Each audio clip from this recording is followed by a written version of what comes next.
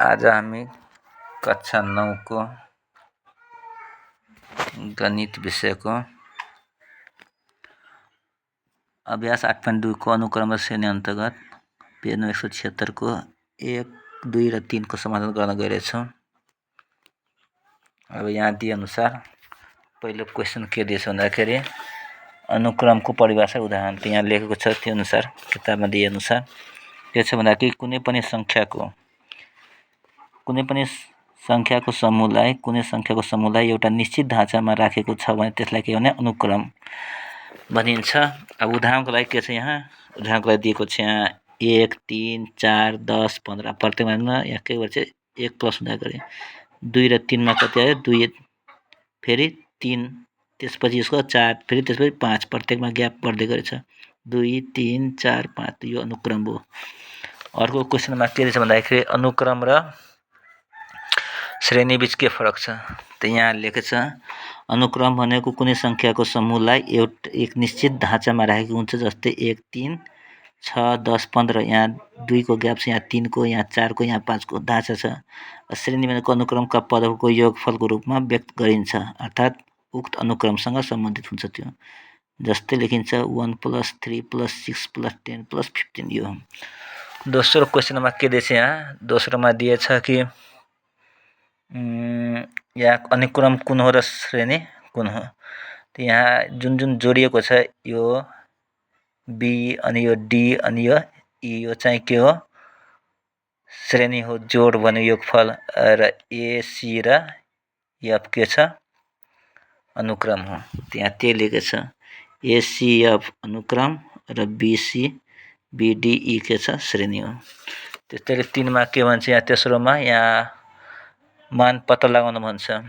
अब यहाँ त्यसको यहाँ हेर क्वेसनहरु दिएछ सबैको 1, 2, 3 एबीसीडी देखि आइसम्म, त त्यही अनुसार क्वेसन हामी सारेको छ। यहाँ त्यहाँ क्वेसनमा के दिएछ भन्दाखेरि n लाई 6 सम्म लग्ने, यहाँ पहिलो क्वेसन ए मा 4 छ हैन, त n को सुरुदेखि 0 देखि सुरु गर्ने र 4 मा n को भ्यालु राख्ने। अब क्वेसन के छ 2n - 1, त त्यो अनुसार भन्दाखेरि 2n - सुरुवात के 0 देखि र अन्त कहाँ 4 सम्म, त्यो अनुसार बनाउँदाखेरि यहाँ सुरुमा के राख्यो 0 n को ठाउँमा 0, त 2 × 0 - 1 फेरि दोस्रोमा बढाउँदै जाने 1, त्यसपछि 2 n को ठाउँमा 3, त्यसपछि 4 अनि सबलाई जोड्ने, किनभने यो के हो हाम्रो श्रेणी हो सिरिज।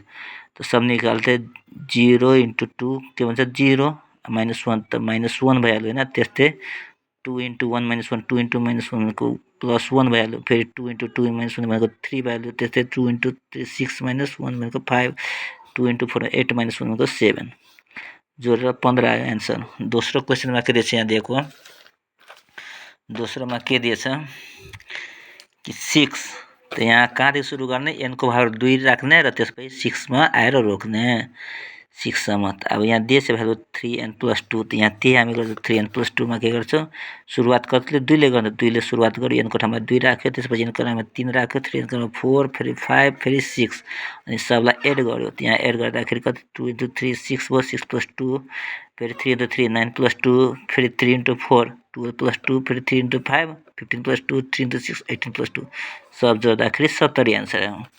त्यस्तै यहाँ हेरौँ n कति सुरुवात गर्ने 1 लिने र कहाँसम्म गएर 5 सम्म लिने हो। त यहाँ त्यो अनुसार गर्दा त यहाँ के छ n² + 1, त n को ठाउँमा 1 को स्क्वायर + 1 2 को स्क्वायर 3 को स्क्वायर 4 को स्क्वायर 5 को स्क्वायर सुरुवात n र अन्त 5 सम्म आयो रुक्ने। क्याल्कुलेसन गर्दाखेरि कति आयो 60। त्यस्तै गरी यहाँ अर्को छ 3, त n चाहिँ 1 लिने फर्स्टमा र 3 सम्म मात्र लिने हो। त यो के हो मिनिमम, यो म्याक्सिमम भयो। त मिनिमम छ भने अब यहाँ प्रति n² + 2n + 1, त n² मा 1 को स्क्वायर 2 × फेरि n ठाउँमा 1 + 1 फेरि n को दोस्रोमा 2 लिने 2 को स्क्वायर फेरि 2 × फेरि n को ठाउँमा 2 + 1 फेरि तेस्रोमा n² मा 3 लिने अनि 2n को ठाउँमा 3 अनि गर्दाखेरि क्याल्कुलेसन गरेर कति जम्मा आयो सब एड गर्ने 29 आएछ। त्यस्तै गरी यहाँ सुरुवात मिनिमम 1 लिने र म्याक्सिमम कहाँसम्म 10 सम्म, त 1 लिँदाखेरि 5n, त 5 × 1 फेरि 2 लिने n को ठाउँमा फेरि 3 4 5 गर्दाखेरि कहाँसम्म लग्ने 10 सम्म, सब क्याल्कुलेसन 275 आयो। त्यस्तै गरी यहाँ सुरुवात गरिदिएको छ 5 दिएको त मिनिमम 5 दिएको सुरुवात गर्ने र कहाँ 10 मा आएर रोक्ने n को भ्यालु त n स्क्वायर त पहिले 5 को स्क्वायर 6 को स्क्वायर 7 8 अनि 9 अनि 10 सबलाई के गर्ने स्क्वायरलाई के गर्ने एड गर्ने जोड्दाखेरि जम्मा जम्मी योगफल कति आयो समेसन 355 आयो। त्यस्तै गरी यहाँ सुरुमा के 3 लिने त्यसपछि बढाउँदै जाँदाखेरि 3 4 5 6 7 8 सम्म सुरुमा n स्क्वायर माइनस 2 त n को ठाउँमा पहिले 3 राखी यहाँ सुरुवात कहाँदेखि 3 देखि 3 त्यसपछि 4 त्यसपछि 4 5 6 7 र यहाँ 8 भनेको अन्तिम हो। अनि यो सबमा माइनस 2 गर्दाखेरि जम्मा जम्मा कति आयो 187 आएछ। 3 को स्क्वायर 9 4 को स्क्वायर 16 5 को स्क्वायर 25 6 को 36 7 को 49 र 8 को 64 सबलाई घटाएपछि जम्मा जम्मा कति जोड घटाड गरेर सबलाई एड गर्दाखेरि 187 भनेको 187 छ। अर्को यहाँ पनि n को ठाउँमा सबभन्दा कम 1 देखि सुरुवात गरेर 5 सम्म आएर रोक्ने। अब 2n + 1 / n छ त अब यही अनुसार राख्दाखेरि सुरुमा n को ठाउँमा 1 र लास्टमा 5 सम्म 1 देखि 5 सम्म त n को ठाउँमा के राखे 1 1 राखे फेरि n को ठाउँमा 2 2 राखे n को ठाउँमा 3 3 राखे फेरि n को ठाउँमा 4 4 राखे यहाँ पनि 5 5 राखे सबलाई एड गर्दाखेरि यहाँ यति आयो। अब सुरुमा यहाँ जोड्दाखेरि 2 + 1 3 र 3 ले 1/3 आउँछ। अब यो सको के लिने भन्दा एलसीएम लिँदाखेरि 60 आयो। अब 60 लाई यहाँ तल केही छैन 1 से 1 ले डिभाइड गर्दाखेरि 60 गुणे 3 180 हुन्छ। फेरि यहाँ 2 छ 2 ले डिभाइड गर्दाखेरि कति 30 आयो 30 ले माथि मल्टिप्लाई 5 * 30 फेरि 3 ले डिभाइड गर्दा 60 मा कति आउँछ 20 त 20 गुणे 7 140 फेरि 4 ले डिभाइड गर्दा 15 त 15 गुणे 9 गुणे 15 आएछ। फेरि 5 ले डिभाइड गर्दाखेरि कति आउँछ 12 11 गुणे 12 जो डिभाइड आएको त्यो अब जोड घटाड जम्मा जम्मा गर्दाखेरि जम्मा यति आयो सब जग्गा 737.60 आयो।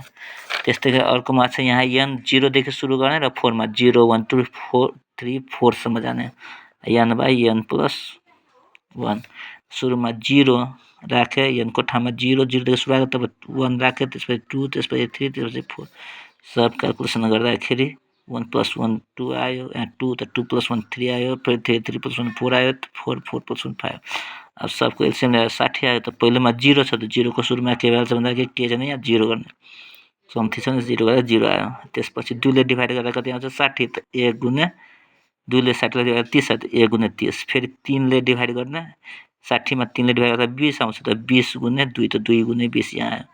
फेरि 4 60 मा 4 ले डिभाइड गर्दा 15 आउँछ त 3 गुणे 15 फेरि 60 ले 5 मा डिभाइड गर्दा कति आउँछ 12 त 4 गुणे 12 सब जोड्दाखेरि जम्मा जम्मी कति आएछ 163 / 22 60 छ।